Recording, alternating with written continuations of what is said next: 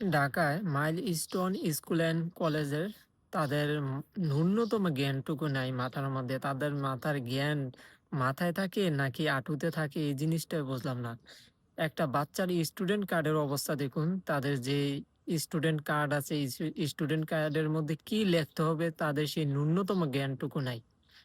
যদি তাদের সেই জ্ঞানটুকু থাকতো তাহলে অবশ্যই স্টুডেন্ট কার্ডের মধ্যে অ্যা বাচ্চাদের পিতামাতার নাম্বার, ফোন নাম্বার সবকিছু আপনার লিখে রাখতো।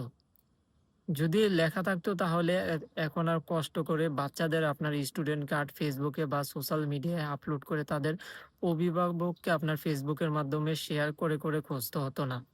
একটা স্টুডেন্ট কার্ডের মধ্যে কি লিখতে হয় তাদের ন্যূনতম সেই জ্ঞানটুকু নেই এত বড় একটা প্রতিষ্ঠান। একটা বাচ্চার স্টুডেন্ট কার্ডের মধ্যে আপনার পিতামাতার ফোন নাম্বার বা তাদের বাসার অ্যাড্রেস কোনো কিছুই লেখা নেই। শুধু লেখা আছে স্কুলের নামটা আর হচ্ছে আপনার কোন ক্লাসে পড়ে আর হচ্ছে স্টুডেন্ট আইডি। এতটুকুই খালি স্টুডেন্ট কার্ডের মধ্যে লেখা থাকে।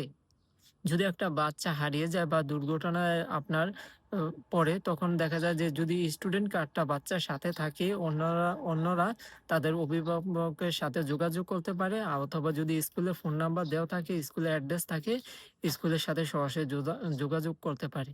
আমি মনে করি যে বাংলাদেশের প্রত্যেকটা শিক্ষা প্রতিষ্ঠান আপনার কিন্ডারগার্টেন থেকে শুরু করে যত আপনার শিক্ষা প্রতিষ্ঠান মাদ্রাসা আছে সবগুলো আ স্টুডেন্ট কার্ডের মধ্যে অবশ্যই অভিভাবকের ফোন নাম্বার আর অবশ্যই ঠিকানা যেন রাখা হয়।